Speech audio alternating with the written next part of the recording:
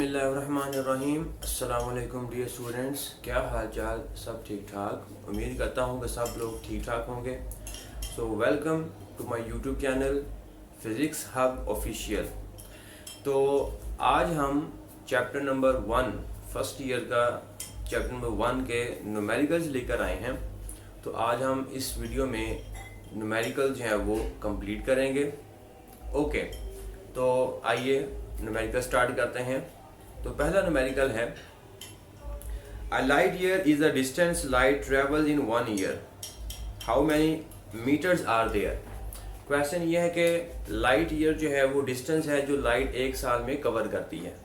तो बताना ये है कि वो जो डिस्टेंस कवर करती है उसमें कितने मीटर्स हैं, मतलब उस डिस्टेंस को हमने मीटर में मेजर करना है। ओके, तो डाटा हमारे पास गिवन है time in 1 year, required data जो हमारे पास है डिस्टेंस, वो हमने फाइंड आउट करना है।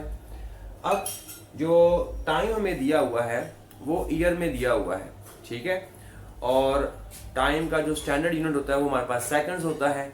तो इसलिए हम इस टाइम को जो कि एक साल दिया हुआ है इसको हम सेकंड में कन्वर्ट करेंगे। ओके, तो सेकंड में कन्वर्ट करते हैं तो टाइम हमारे पास होगा, टाइम इज इक्वल टू, अब एक साल है, इसमें दिन कितने होते हैं? 365 डेज होते हैं। इसको हम 365 डेज 365 डेज लिख देंगे। अब 365 डेज के अंदर जो है वो आवर्स कितने होते हैं, ठीक है। तो एक दिन में 24 घंटे होते हैं, तो 365 दिनों में कितने कितने घंटे होंगे, उसको 24 से मल्टीप्लाई कर देंगे। तो मतलब अगर हम इसी को 24 से मल्टीप्लाई कर देते हैं तो यही जो डेज हैं ये किस में कन्वर्ट हो जाएंगे? आवर्स में कन्वर्ट हो जाएंगे। तो ये हमारे पास आ जाएगा 365 मल्टीप्लाई बाय 24, तो ये हमारे पास आ जाएगा आवर्स, ठीक है। तो ये हमारे पास आ गया आवर्स। अब इस आवर्स को हमने कन्वर्ट करना है मिनट्स के अंदर।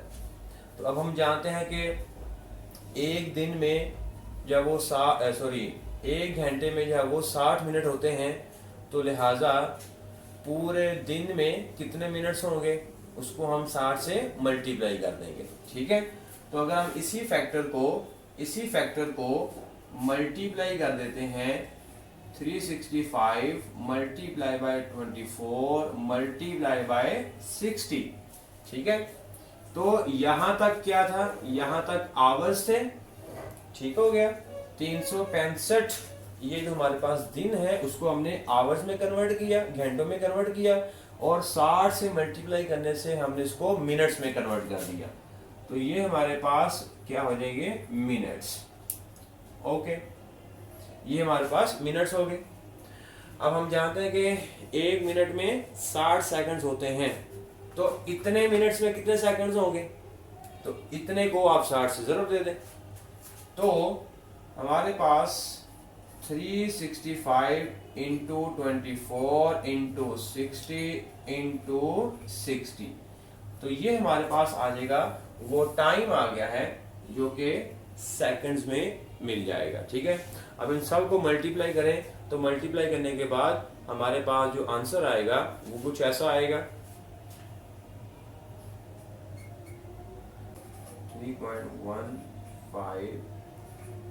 3.1536 10 की पावर 7 सेकंड्स, ठीक हो गया जी। स्पीड इज इक्वल्स टू सी, ठीक है, लाइट की स्पीड को हम सी से जाहिर करते हैं। तो ये हमारे पास आ जाएगा 3 इंटू 10 की पावर 8 मीटर पर सेकेंड। तो ये हमारे पास स्पीड आ गई, ये टाइम आ गया, डिस्टेंस हम निकालेंगे। तो S is equals to C into T, S is equals to VT। अब इसमें वैल्यूज पुट करेंगे, तो वैल्यूज पुट करने पर हमारे पास जो आंसर आएगा,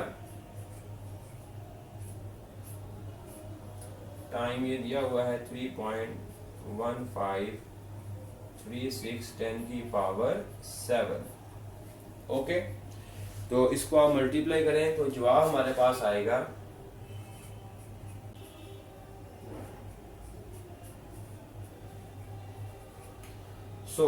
इतने मीटर्स आएंगे एक साल में, ठीक हो गया। लाइट अगर 1 साल में डिस्टेंस कवर करती है तो वो इतना डिस्टेंस कवर करती है मीटर्स के अंदर। ओके, अब जाते हैं न्यूमेरिकल नंबर 2 की तरफ। न्यूमेरिकल नंबर 2 में अगेन क्वेश्चन ये है कि आपने सेकंड्स निकालने हैं 1 साल में, फिर नैनो सेकंड्स बताने हैं 1 साल में, और फिर आपने ईयर्स बताने हैं 1 सेकंड में। ठीक है कि 1 सेकंड में कितने साल होते हैं, 1 साल में कितने नैनो सेकंड्स होते हैं, 1 साल में कितने सेकंड्स होते हैं। ठीक हो गया। अब याद रहे कि ये न्यूमेरिकल्स जो है ना, ये लॉन्ग क्वेश्चन के तौर पर तो नहीं आपको आ सकते, एमसीक्यूज के अंदर आपको आ सकते हैं, शॉर्ट क्वेश्चंस के तौर पर भी आपको आ सकते हैं। जरूरी नहीं कि वो आपको न्यूमेरिकल्स की शक्ल में पूछेगा, आपको एमसीक्यू शॉर्ट क्वेश्चन दोनों की फॉर्म में पूछ सकता है। ओके, तो पहले हम देखते हैं जी 1 साल में सेकंड्स कितने होते हैं। तो टाइम हमें पता है 1 साल उसने दिया हुआ है, और वो 1 साल होता है 365 डेज के बराबर होता है। ठीक है, तो सेकंड इन 1 ईयर ये भी हमने निकाला। ये देखें, ये हम टाइम निकाला था। ठीक है, ये जो टाइम हमारे पास आया है, ये वाला जो टाइम है, ये वो टाइम है जो कि 1 साल में आया है। तो 1 साल में सेकंड्स कितने होते हैं, ये इतने सेकंड्स होते हैं। ठीक हो गया। तो मैं इसको कैलकुलेट नहीं कर रहा हूं, तो ए पार्ट जो है बिल्कुल आपने ऐसे ही सॉल्व करना है। तो इसका जो ए पार्ट है, तो ए पार्ट का जो आंसर है वो हमारे पास आ जाएगा 3.1536 इंटू 10 की पावर 7 सेकंड्स। ठीक हो गया, ये 1 साल में सेकंड्स आ गए। उसके बाद बी पार्ट देखें। बी पार्ट उसने पूछा कि 1 साल में नैनो सेकंड्स कितने होते हैं। तो हम 1 साल में सेकंड्स निकाल चुके हैं, इसको अब आपने नैनो सेकंड में कन्वर्ट करना है। ओके, तो ये देख लेते हैं जी हमारे पास क्या आता है आंसर। ये 1 साल में सेकंड है 31536 10 की पावर 7 सेकंड्स। अब इन्हीं सेकंड्स, क्योंकि ये 1 साल में है, अब इन्हीं सेकंड्स को हम नैनो सेकंड में कन्वर्ट करेंगे। तो याद रखिएगा, जिस प्रीफिक्स को लेकर आना है उसी प्रीफिक्स से मल्टीप्लाई कर दें और उसी प्रीफिक्स से डिवाइड कर दें। बड़ा आसान तरीका है। अगर न्यूमेरिकल में या किसी भी जगह पर अगर आपने प्रीफिक्सेस को इंट्रोड्यूस करवाना है, तो जिस प्रीफिक्स को आपने इंट्रोड्यूस करवाना है उसी प्रीफिक्स से मल्टीप्लाई कर दें और उसी प्रीफिक्स के साथ जो वो डिवाइड कर दें। ठीक हो गया। अब नैनो सेकंड लेकर आना है तो नैनो सेकंड से मल्टीप्लाई और नैनो सेकंड से डिवाइड कर दें। तो इसी एक्सप्रेशन को हम ऐसे लिख सकते हैं 3.1536 10 की power 7 multiply by nano second होता है 10 की पावर -9 ओवर 10 की पावर -9। ठीक हो गया जी। तो हमने नैनो से ही मल्टीप्लाई कर दिया और नैनो से ही डिवाइड कर दिया। तो जो ऊपर वाली जो प्रीफिक्स है 10 की पावर -9, ये वाली जो है इसको तो हम नैनो में लिख देंगे और ये वाली रकम ऊपर आएगी तो पॉजिटिव हो जाएगी। तो ये हमारे पास आंसर आएगा 3.1536 10 की पावर, ये 9 ऊपर आ जाएगा तो हमारे पास कितना बन जाएगा 16। और ये वाला जो टर्म है इसको हम क्या लिख देंगे, नैनो। नैनो लिख दिया और साथ में कौन आ जाएगा, सेकंड्स। ठीक हो गया जी। तो ये हमारे पास आंसर आ जाएगा जी नैनो सेकंड्स में। ठीक हो गया। उसके बाद सी पार्ट देखते हैं। सी पार्ट में है कि 1 सेकंड में साल कितने होते हैं। ओके, ये भी बड़ा आसान है। ये देखें, ये हमने निकाल चुके हैं 1 साल में सेकंड्स। तो 1 सेकंड में कितने साल होते हैं, तो यहां से हम स्टार्ट करते हैं। हम जानते हैं 1 ईयर बराबर होता है 3.1536 10 की पावर 7 सेकंड्स के। ठीक है जी। 1 साल में इतने सेकंड्स होते हैं। हम 1 सेकंड में साल निकालना चाहते हैं तो हमें यहां पर क्या पुट करना पड़ेगा, 1 सेकंड। या इसको मैं इधर भी लिख सकता हूं, इसको और आसानी के लिए 3.1536 10 की power 7 is equals to 1 year. Okay, ये सेकंड्स भी आना था यहाँ पे, सेकंड्स।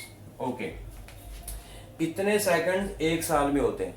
तो 1 सेकंड में कितने साल होंगे, तो इसको आप डिवाइड कर देंगे इधर, ठीक है ना।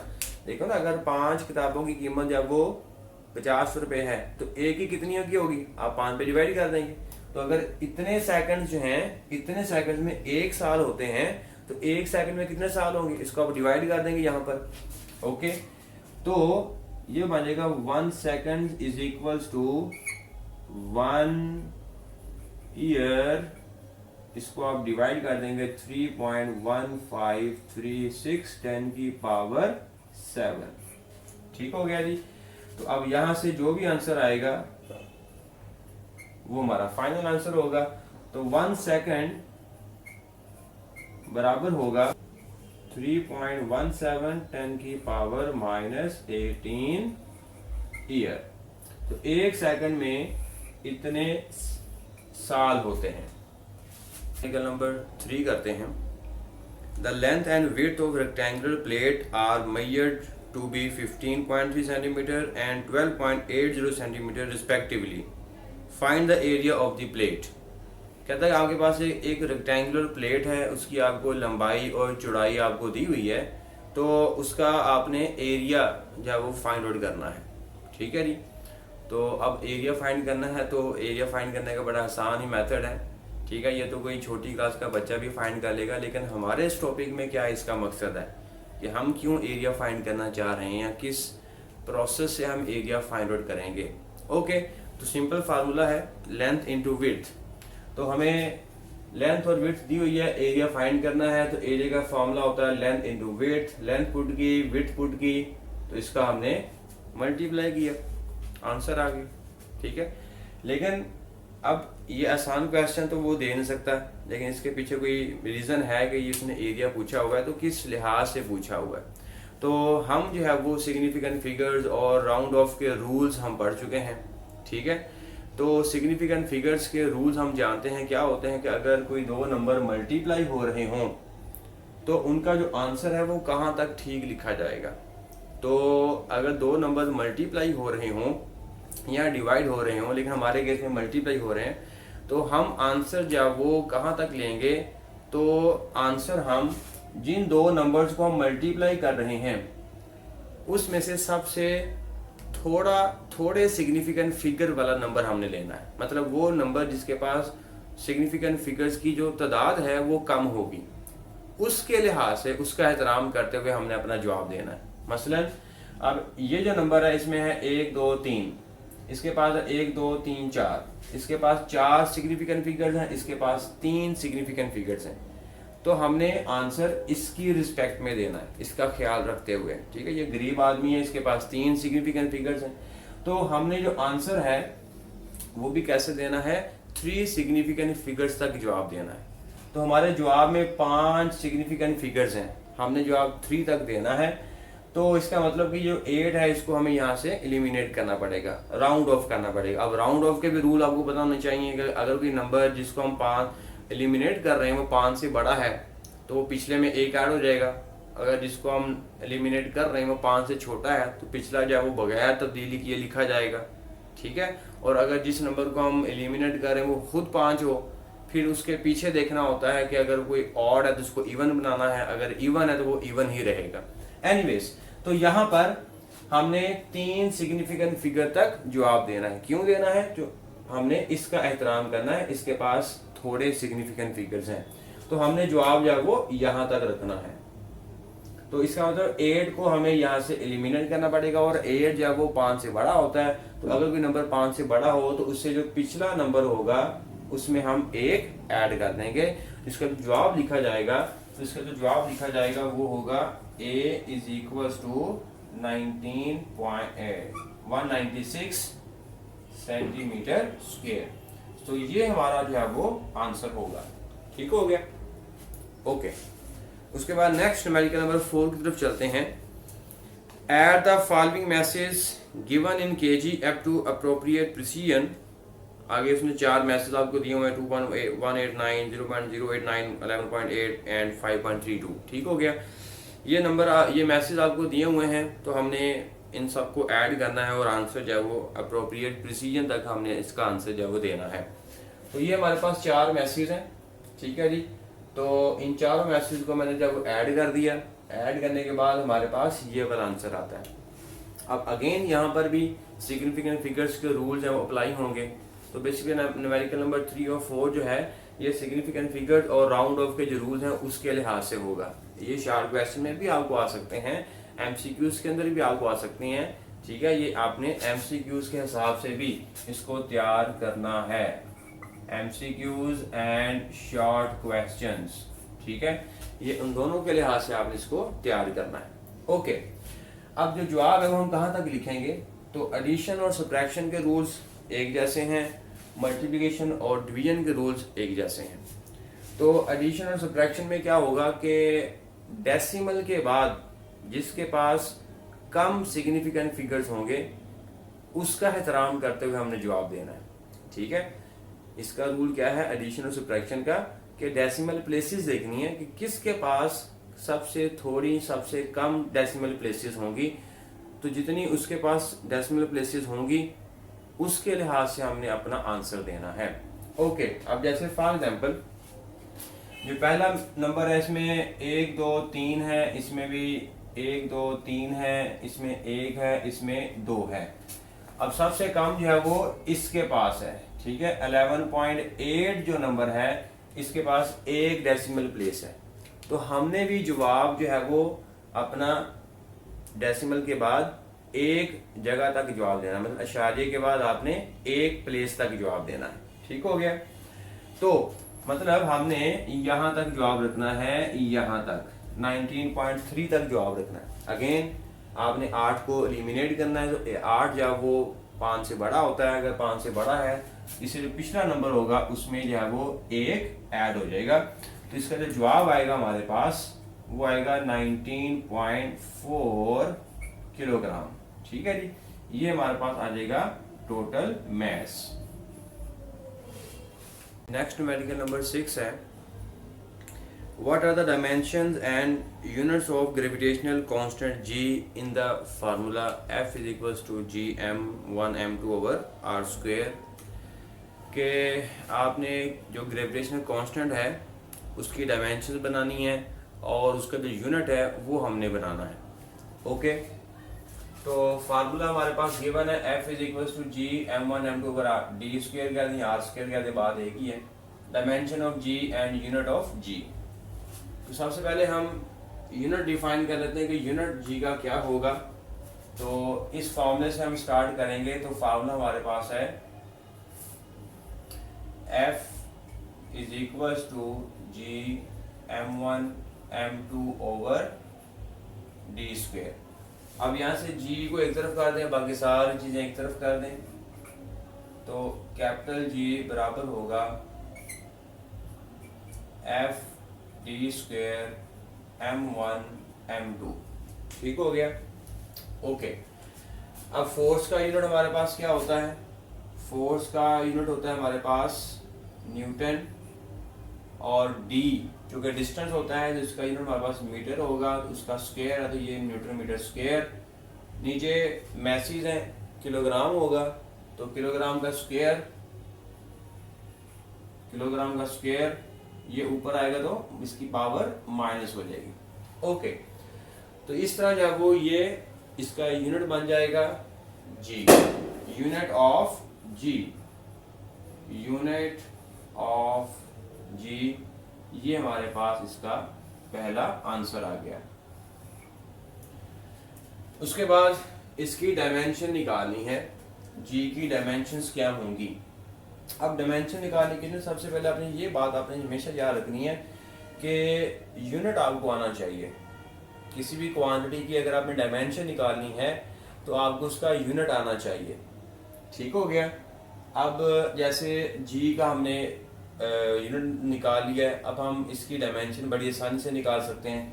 तो दूसरी चीज़ आपने याद रखनी है, डायमेंशन जब वो मैस, लेंथ और टाइम की डायमेंशंस कैसे लिखनी है, तो ये भी आपने याद रखना है कि जो लेंथ है इसका जो कि यूनिट मीटर होता है और इसकी डायमेंशन को हम ऐसे लिखेंगे L और स्क्वायर ब्रैकेट के अंदर, ठीक हो गया। फिर उसके बाद हमारे पास होता है टाइम, इसका जो यूनिट होता है वो होता है सेकंड और इसकी जो डायमेंशन लिखी जाएगी वो ऐसे लिखी जाएगी। उसके बाद हमारे पास होता है मैस और इसका जो यूनिट होता है वो होता है किलोग्राम और इसकी जो डायमेंशन लिखी जाएगी वो कैपिटल एम में लिखी जाएगी और स्क्वायर ब्रैकेट्स। तो इस तरह ये आपने डायमेंशन इस फॉर्म में लिखनी है, आपने इस फॉर्म में डायमेंशन लिखनी है आपने। ओके, तो अब सबसे पहले इसको देखते हैं dimension of G. Dimension of G ये बराबर होगा, अब न्यूटन जो है, न्यूटन किसके बराबर होता है, तो 1 न्यूटन बराबर होता है 1 किलोग्राम मीटर पर सेकंड स्क्वायर। ठीक है, तो हम न्यूटन की जगह पर क्या पुट कर सकते हैं, किलोग्राम मीटर पर सेकंड स्क्वायर, और साथ में मीटर स्क्वायर भी है, मीटर स्क्वायर, और साथ में किलोग्राम भी है पर केजी। ठीक है जी, पर केजी स्क्वायर। ओके, अब इसको मजीद सिंप्लीफाई करते हैं, तो ये केजी और ये हमारे पास आ जाएगा जी किलोग्राम -1। ठीक है, मीटर स्क्वायर और इंटू मीटर, ये हमारे पास आ जाएगा मीटर क्यूब, और सेकंड्स का पावर -2। यहाँ तक क्लियर हो गया। अब इनको आप यहाँ से टैली कर लें और देख लें कि इसकी डायमेंशन जो है वो कौन कौन सी बनती हैं। तो किलोग्राम जो है इसकी डायमेंशन हमारे पास होगी m। ठीक है, किलोग्राम चूंकि मैस का यूनिट है तो लिहाजा इसकी जो डायमेंशन हमारे पास आएगी कैपिटल M, और ऊपर पावर -1 है तो -1। उसके बाद ये m मीटर है। ठीक है, तो मीटर की जो होगा डायमेंशन वो होगा L, तो ये आ जाएगा यहाँ पे, इसको ऐसे लिख दें L, उसकी पावर 3 है, 3 आ जाएगा, और साथ में है S, इसकी डायमेंशन T और पावर -2। तो ये हमारे पास डायमेंशन बन जाएगी कैपिटल G की। ठीक हो गया। अच्छा, एक चीज जब आपने याद रखनी है, ये अब ये स्मॉल m जो है ये मीटर को ज़ाहिर कर रहा है या मैस को ज़ाहिर कर रहा है, तो ये अपनी बात याद रखनी है। अगर तो मैस, अगर स्मॉल m जो है ये किसी फार्मूले में आए, किस में आए, फार्मूले में, तो ये किस चीज को ज़ाहिर करेगा, आंसर है ये ज़ाहिर करेगा मैस को। ये याद रखिएगा, अगर स्मॉल m आपको किसी फार्मूले में नजर आ रहा है तो वो मैस को ज़ाहिर कर रहा होगा। ठीक है, और अगर यही m जो है किसी यूनिट में नजर आ जाए तो ये हमारे पास क्या लाएगा उसका, सॉरी हाँ, m जब अगर यूनिट में नजर आए तो ये क्या लाएगा, मीटर।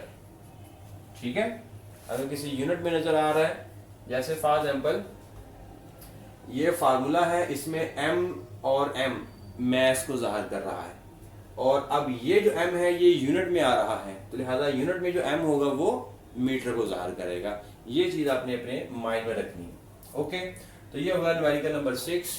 उसके बाद चलते हैं न्यूमेरिकल नंबर 7। न्यूमेरिकल नंबर 7 बिल्कुल सेम ऐसा ही है। इसमें आपने प्रूफ करना है कि ये हमारे पास एक इक्वेशन दी हुई है VF = VI + AT, तो बताना ये कि ये डायमेंशनली करेक्ट है या नहीं। डायमेंशनली करेक्ट से मुराद इसकी लेफ्ट हैंड साइड और राइट हैंड साइड बराबर है या नहीं। ठीक है जी, तो सेम आपने लेफ्ट हैंड साइड की पहले अलग से डायमेंशन निकाल लेनी है, और ये बात आपने पहले याद रख लेनी। ठीक है, इसको आप नोट डाउन कर लें, अगर नोट कर लिया है तो वो अच्छी बात है।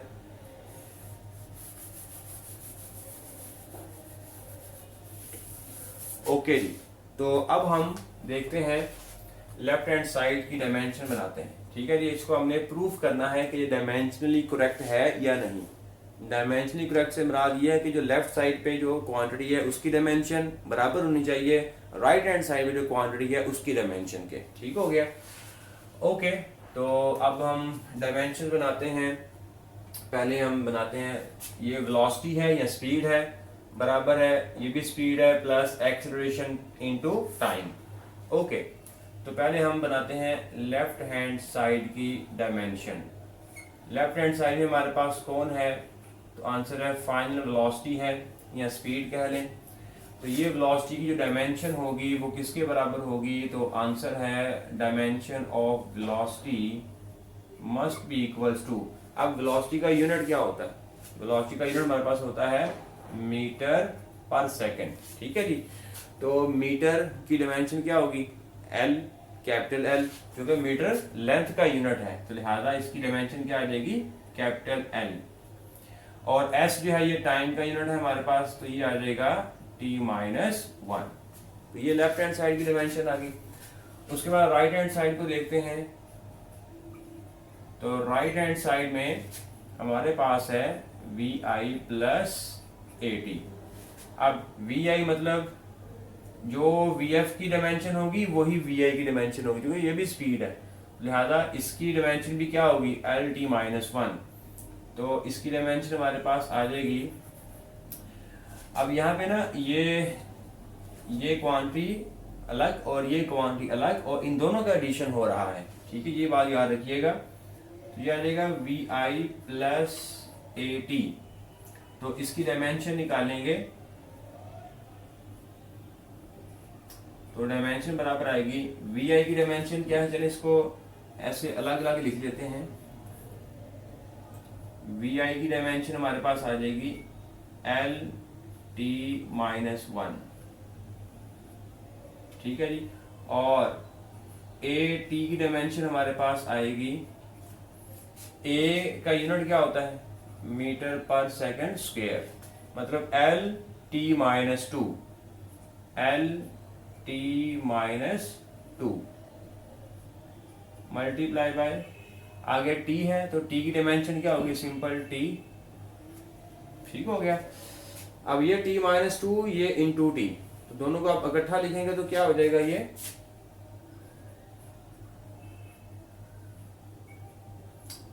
lt-1। तो vi की डायमेंशन lt-1, at की डायमेंशन lt-1। अब इन दोनों को हमने क्या कर देना है, ऐड कर देना है। तो vi प्लस at इसकी डायमेंशन किसके बराबर आएगी, lt-1 प्लस lt-1। अब अभी दोनों को ऐड कर देंगे तो हमारे पास क्या आंसर आएगा, 2lt-1, ठीक हो गया। तो ये हमारे पास आ गई राइट हैंड साइड की डायमेंशंस। लेफ्ट हैंड साइड की डायमेंशन देखें तो lt-1 है, इसको आप इकट्ठा भी लिख सकते हैं एक ही ब्रैकेट के अंदर, ठीक है जी, lt-1। ये आ गई लेफ्ट हैंड साइड और ये आ गई राइट हैंड साइड। अब ये भी और ये भी दोनों क्या है, बराबर है। अब इसमें 2 आ रहा है तो इट डजंट मैटर, जो कांस्टेंट होता है उसकी कोई डायमेंशन नहीं होती, इसको हम इग्नोर कर सकते हैं। तो चूंकि ये कांस्टेंट है इसको हम इग्नोर कर सकते हैं, तो लिहाजा lt-1 और lt-1 लेफ्ट और राइट क्या आ गई हैं, बराबर आ गई हैं। So this equation is dimensionally correct, ठीक है। Left hand side is equals to right hand side and the given equation is dimensionally correct.